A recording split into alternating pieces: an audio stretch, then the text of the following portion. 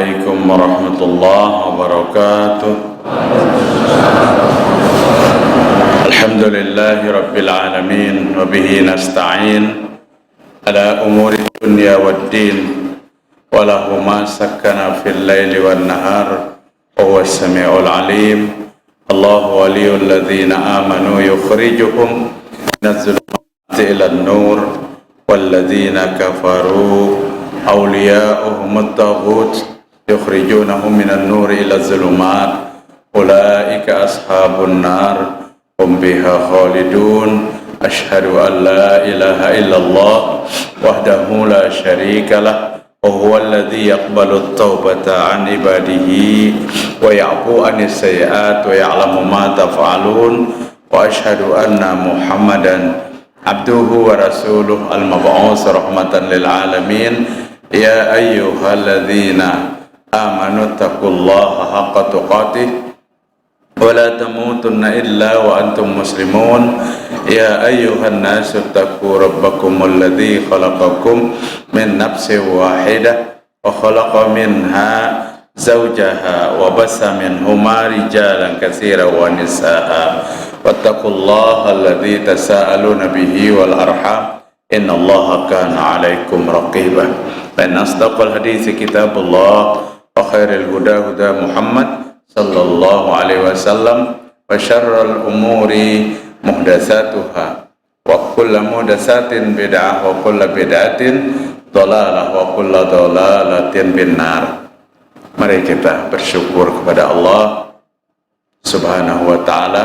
Malam ini malam Ahad tanggal 26 iyalah 26 Zulkaidah 1443 Hijriah, 26 Juni 2022.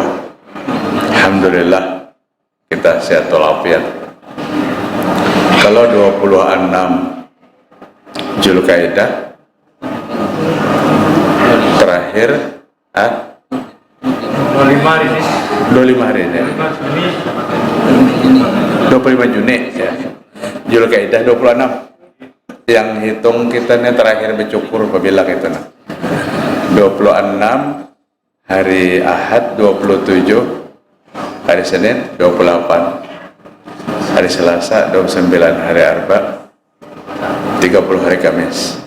Sore Kamis itu bagi yang sudah berkorban kepala keluarga supaya mengakhiri untuk mencukur rambutnya, mencukur, memotong kukunya. Karena itu ada aturan-aturan korban yang diajarkan Nabi Muhammad sallallahu alaihi wasallam. Hari Jumat kada ada lagi bercucuran kita sampai hewan korban dipotong. Kalau kada ingat tuh ada hukumannya. Kada ada hukumannya. Suatu hari ulun bujur-bujur kada ingat Pak. Hari ke-6 kalau kada salah, hari ke-6 Zulkaidah, Zulhijjah potong. Bulihan separuh hanya memotong di tangguruminya di rumah. Kenapa maka bercukur jadinya? Hendaklah ulun lihatakan yang separuhnya tak dipotong dihabiskan jadinya. Jadi mun kada ingat tuh kada ada hukumannya. Cuman para ulama lebih menekankan untuk menghindari memotong kuku dan memotong rambut. Bapak-bapak, ibu-ibu rahimakumullah, tema malam hari ini ulun pernah sampaikan pada tanggal 5 Jumadil Akhir 1443 Hijriah di masjid ini, sama masjid yang sama. Karena penjelasan waktu itu belum tuntas, maka ulun ulangi kembali. Apa yang pernah ulun sampaikan Jumadil Akhir, Rajab, Sya'ban, Ramadan, Syawal, Zulkaidah, Zulhijjah, 6 bulan yang lewat. Sebuah perkataan seorang ulama besar, Imam Syamsuddin Abu Abdullah Muhammad bin Ahmad bin Abu Bakar, lebih dikenal dengan Imam Al-Qurtubi. Al-Qurtubi seorang ulama tafsir, seorang ulama hadis. Bahkan ada tafsir beliau yang namanya tafsir Al-Qurtubi. Seorang ulama yang wafat 671 Hijriah. Di dalam kitab Al-Jami'ul Ahkam Al-Quran, beliau menyebutkan kullu baldatin yakunu fiha arba'atun fa ahluha ma'sumuna minal bala. Kata Imam Qurtubi, setiap negeri yang penduduknya ada 4 macam, nih ada 4 macam dalam penduduknya itu, maksumuna minal bala, negeri itu tidak akan ditimpa oleh bala bencana. Artinya ini bujur-bujur penahan bala.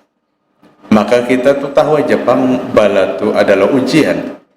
Orang yang tahan menghadapi bala dan ujian diganjar pahala yang luar biasa.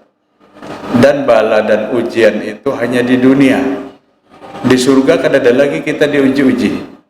Jadi di surga tuh kan ada ujian, maka kadang-kadang ujian tuh selesai di dunia. Bukan kadang-kadang, tapi ujian tuh di dunia diselesaikan.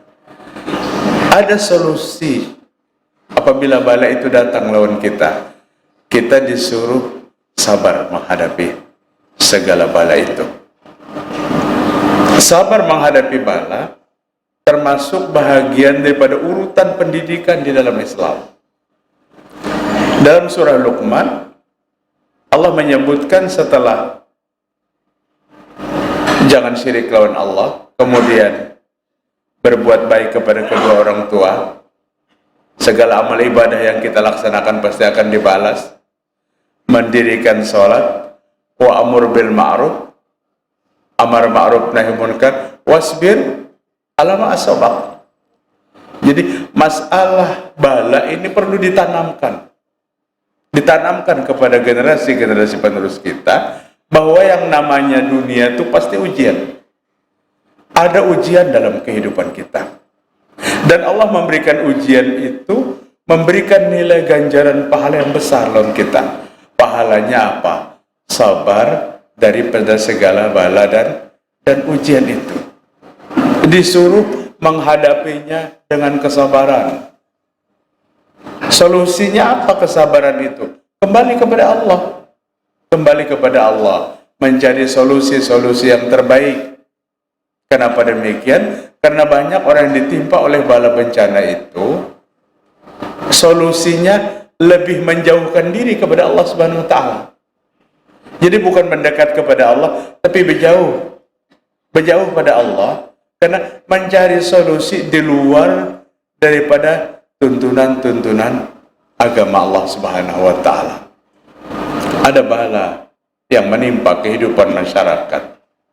Ada ritual-ritual yang dilakukan yang setelah itu, yang dampak dari ritual buruk itu lebih besar daripada nilai bala yang baru diuji oleh Allah Subhanahu wa Ta'ala. Jadi dapat bala, kita diuji, ritualnya tuh banget pada balanya.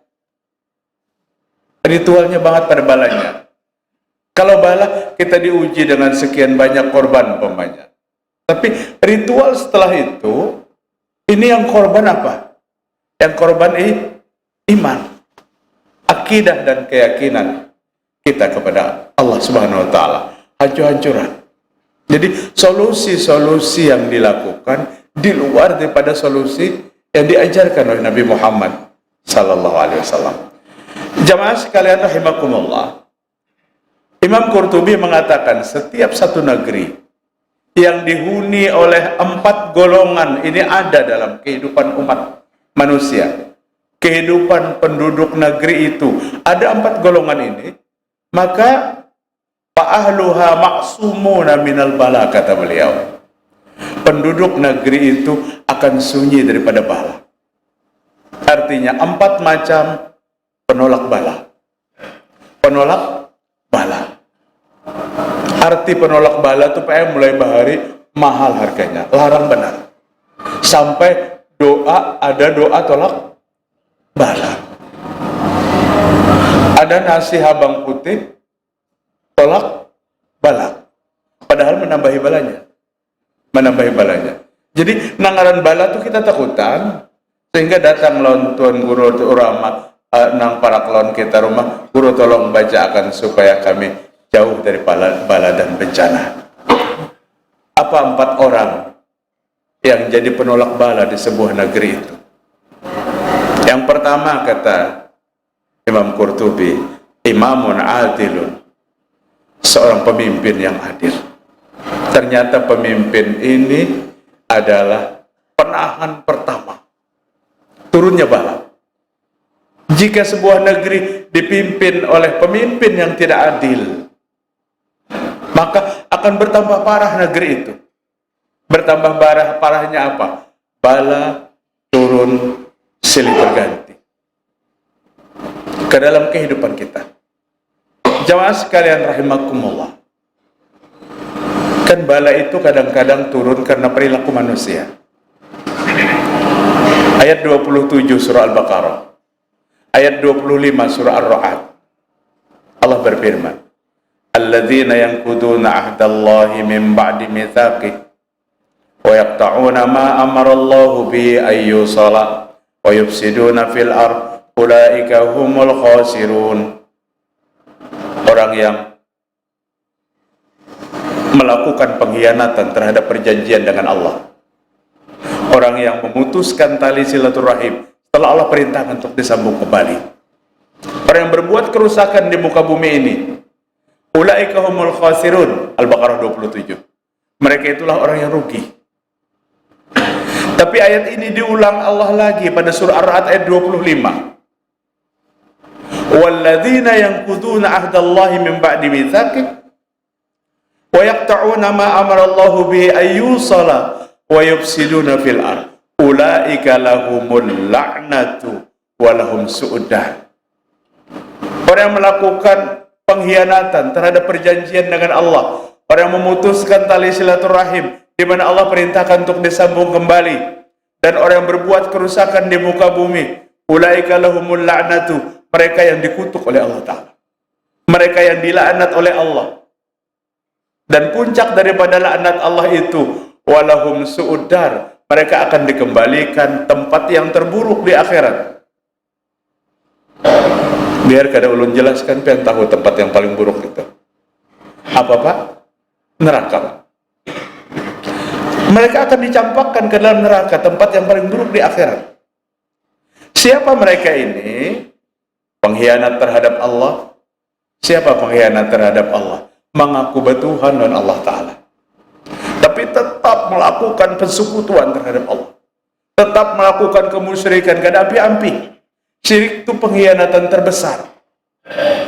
Syirik itu pengkhianatan terbesar. Kalau ada orang tidak percaya kepada Allah dan tidak bertuhan kepada Allah, itu selesai, karena memang itu agama yang tidak diturunkan oleh Allah Subhanahu wa Ta'ala, tidak diterima oleh Allah Subhanahu wa Ta'ala.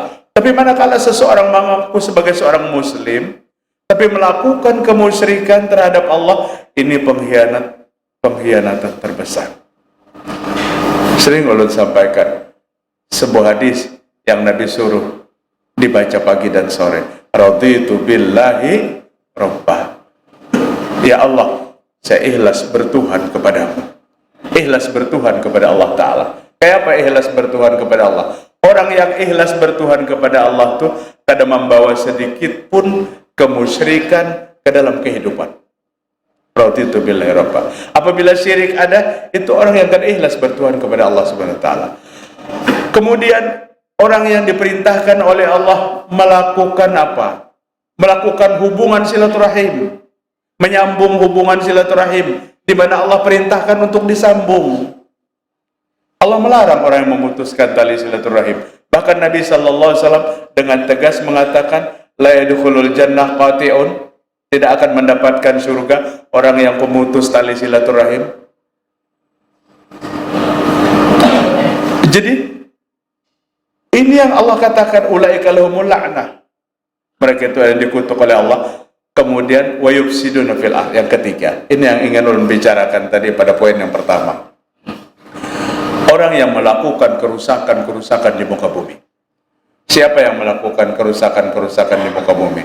Tahunya kita nang membuat kerusakan tuh penebang kayu kada beizin, ilegal apa ngaranya, Pak? Logging. Penggali bumi tanpa batas, tanpa izin, ilegal. Mining. Fishing itu apa, Pak? Illegal fishing kan tahu ulun tahu menyambat aja. Hah?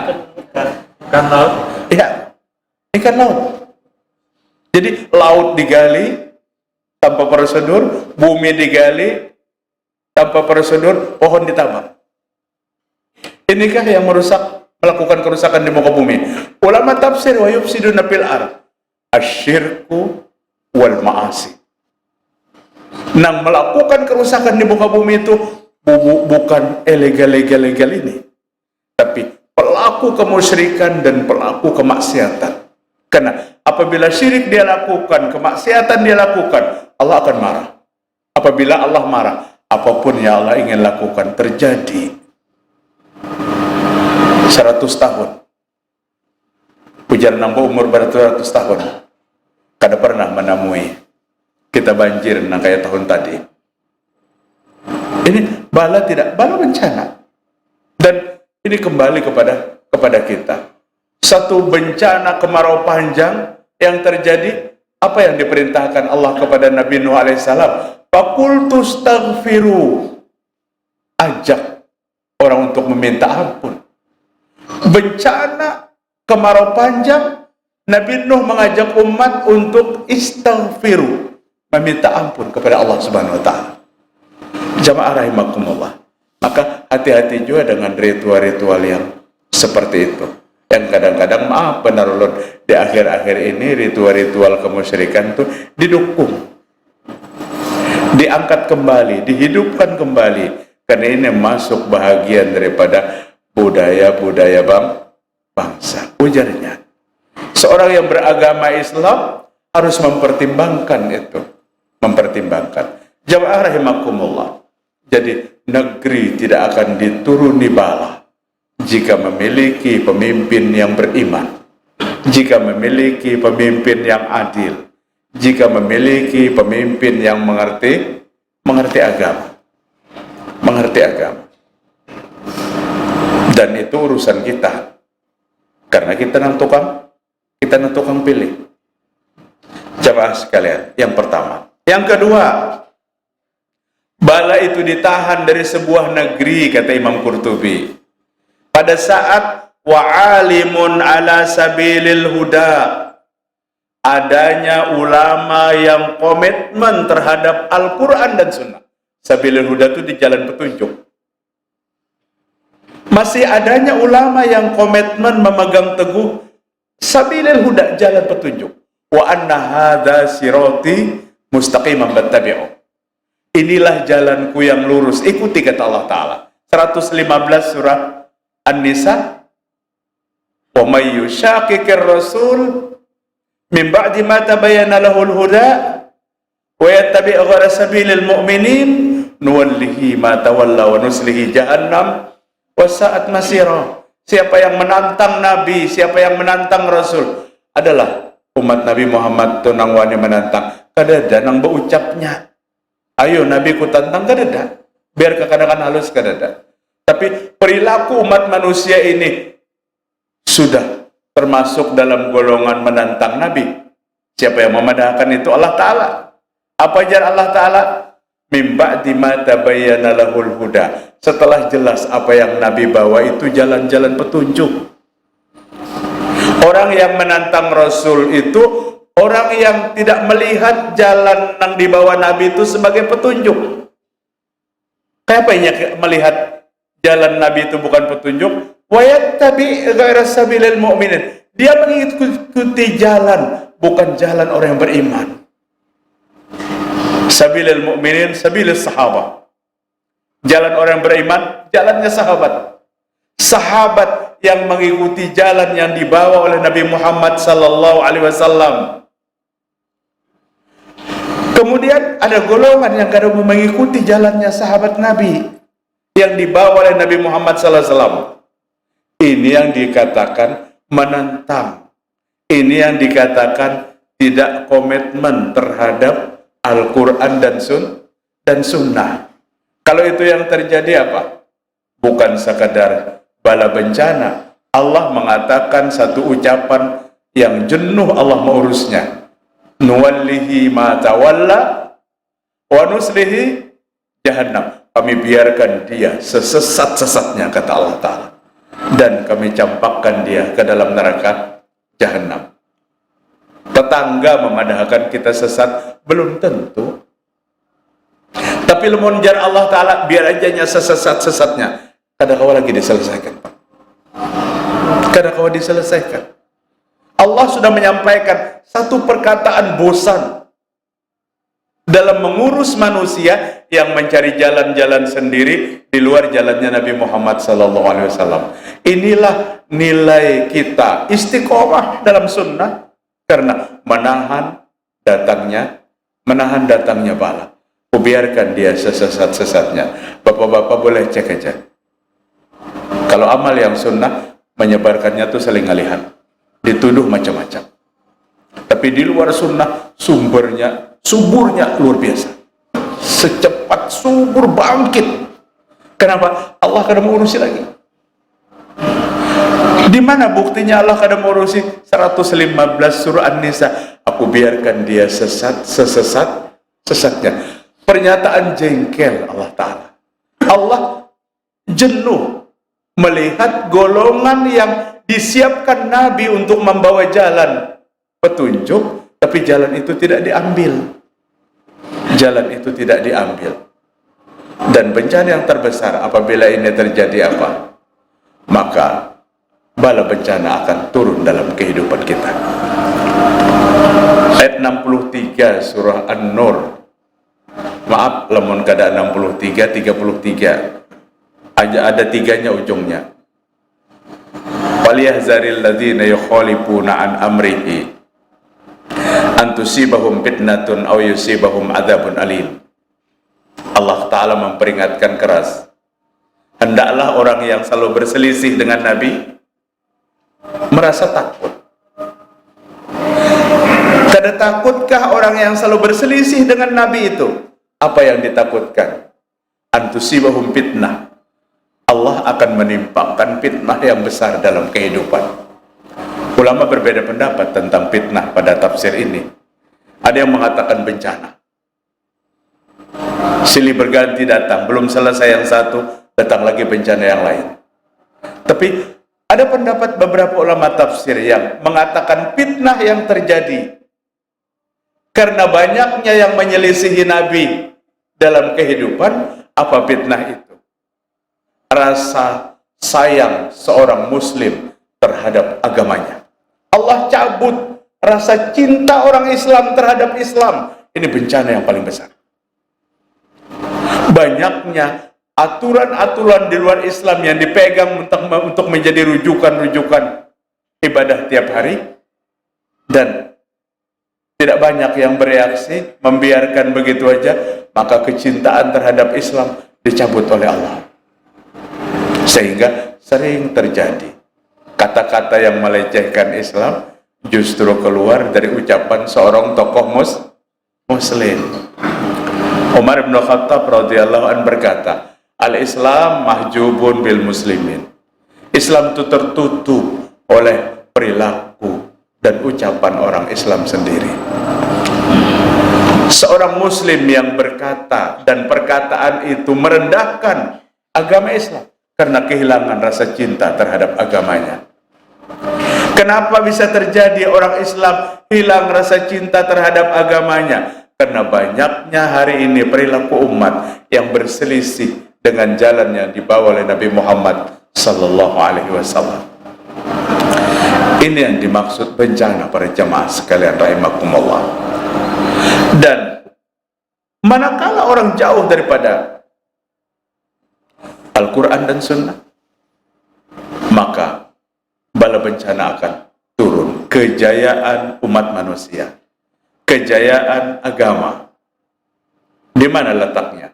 Sejauh mana kita memegang teguh Al-Quran dan Sunnah itu menjadi pegangan yang utuh.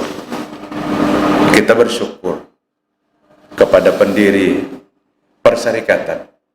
Beliau menanamkan sejak awal kepada semua warga perserikatan, anggota perserikatan ini, agar memegang teguh keimanan seperti orang-orang yang mengikuti jejak langkah dan iman Nabi Muhammad SAW. Dan ini juga yang diinstruksikan Allah di dalam Al-Quran. Apa Allah Ta'ala katakan? Dan jika kalian beriman seperti mereka beriman, fa'in amanu, dan jika mereka beriman seperti mereka beriman. Siapa yang mereka itu? Sahabat Nabi Muhammad SAW. Maka Allah akan memberikan hidayah kepada, walau redaksi ayat Al-Qur'annya fa'in amanu bihi, bukan wa azzaru wa nasaru, itu bukan. Jika mereka beriman seperti mereka yang beriman. Imannya siapa yang dimaksud? Imannya para sahabat Nabi Muhammad sallallahu alaihi wasallam. Jamaah rahimakumullah. Banyaknya ulama yang masih istiqomah memegang teguh Al-Quran dan Sunnah. Ini menjadikan bala bencana ditahan oleh Allah Subhanahu wa Ta'ala. Bala bencana ditahan. Banyaknya kehidupan umat yang sudah tidak terkontrol lagi oleh sunnah Nabi Muhammad SAW. Ini yang menyebabkan bala akan turun di mana-mana. Wa masyayikhun ya'muruna bil ma'ruf wa yanhauna 'anil munkar wa yuharriduna 'ala talibil ilmi al-Qur'an. Talibul ilmi al-Qur'an. Golongan yang ketiga yang menjadikan bala itu ditahan, para masyayikh yang bertugas untuk menyampaikan amar ma'ruf nahi munkar.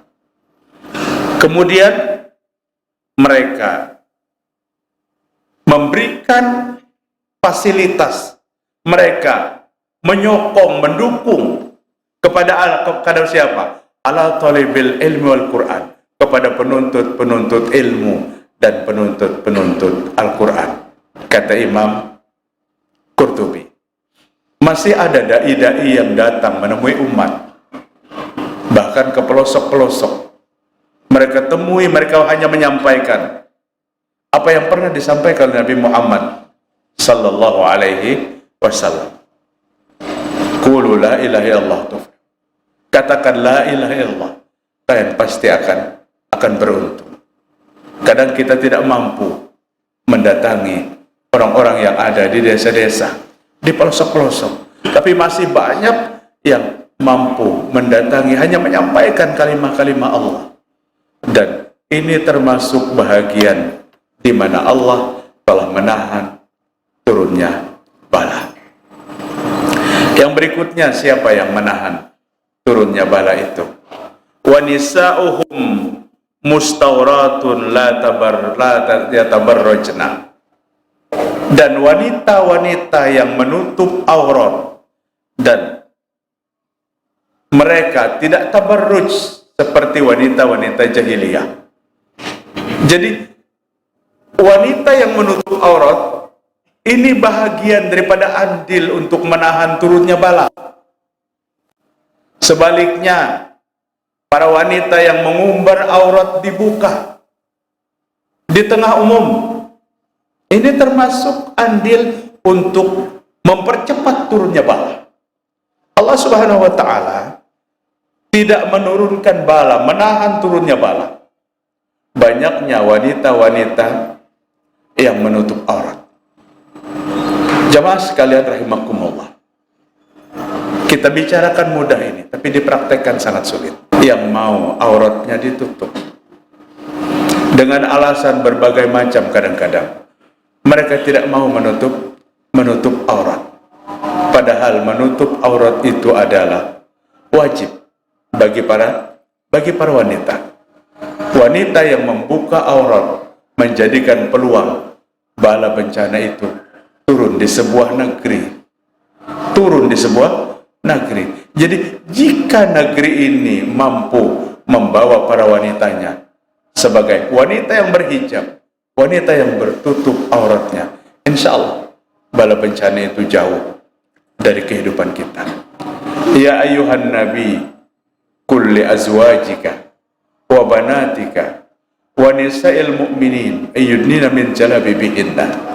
Wahai Nabi, kata Allah Subhanahu wa Ta'ala, katakanlah kepada kepada istrimu, anak perempuanmu, dan perempuan-perempuan orang yang beriman, ayyudina min jalabibihin, agar dia mengulurkan jilbabnya, agar dia mengulurkan penutup tubuhnya ke sekujur tubuh.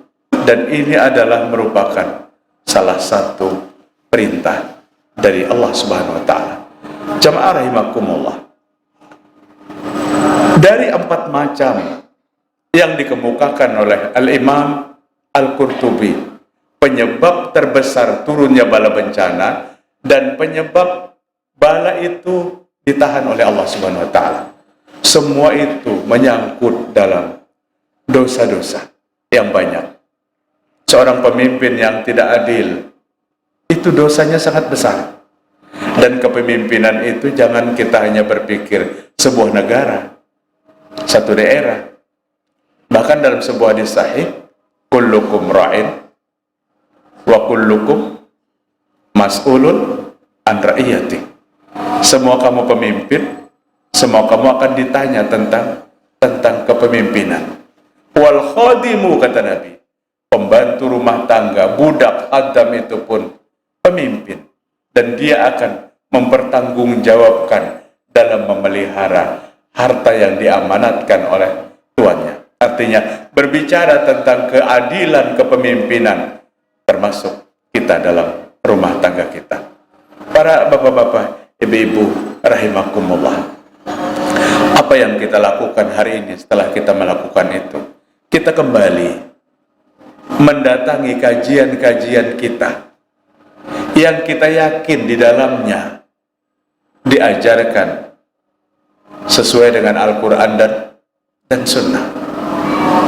Jangan membenci sesuatu yang berhubungan dengan apa yang dibawa oleh Nabi Muhammad SAW, baik sunnah secara umum yang dilakukan oleh umat manusia ataupun ajaran-ajaran tentang sunnah itu. Karena jaminan kebahagiaan, kejayaan kita sejauh mana kita mau melakukan hal-hal yang kita anggap enteng. Jamaah sekalian rahimakumullah, ulun sering sampaikan, berbicara tentang sunnah-sunnah Nabi itu dari hal yang paling kecil sampai hal yang paling besar. Masalah turun dari rumah, batis mana yang berdahulu, masalah yang dimasukkan ke sandal, itu batis mana yang berdahulu, ini tidak terlepas daripada sunnah Nabi Muhammad sallallahu alaihi wasallam.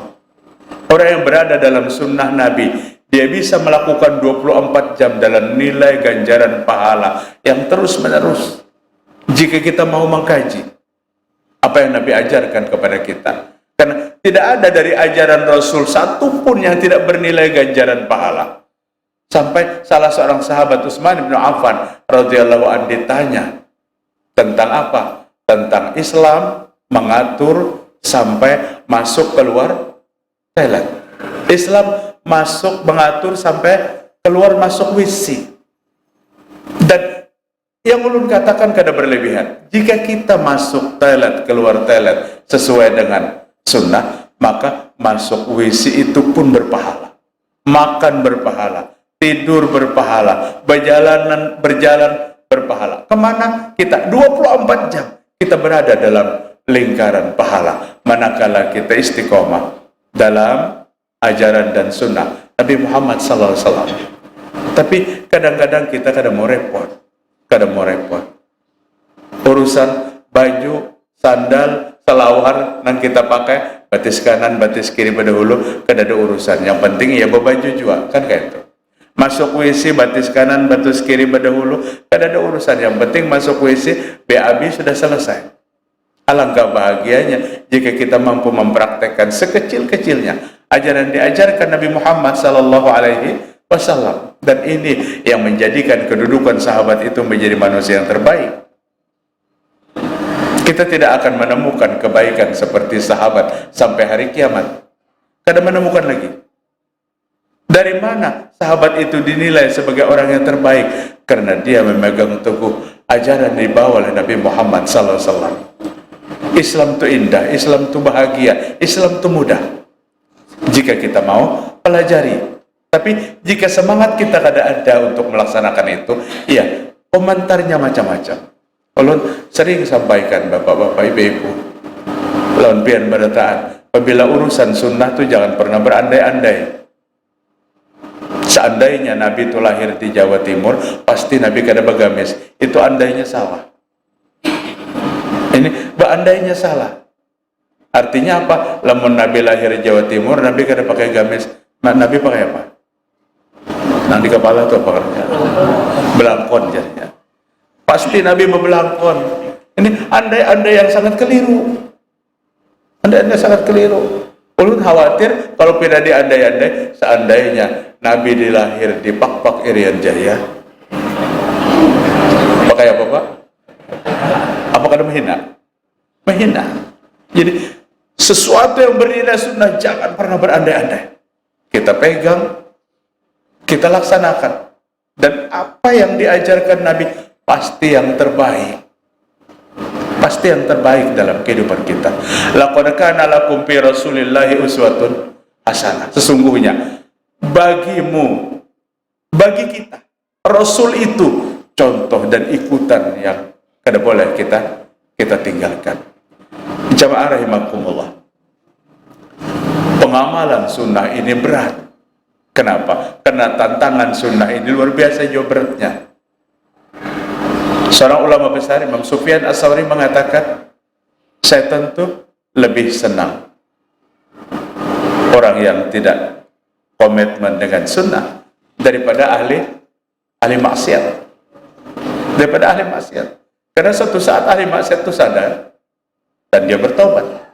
Kada sedikit orang yang bahari pelaku maksiat itu sadar, taubat, minta ampun kepada ahli ibadah.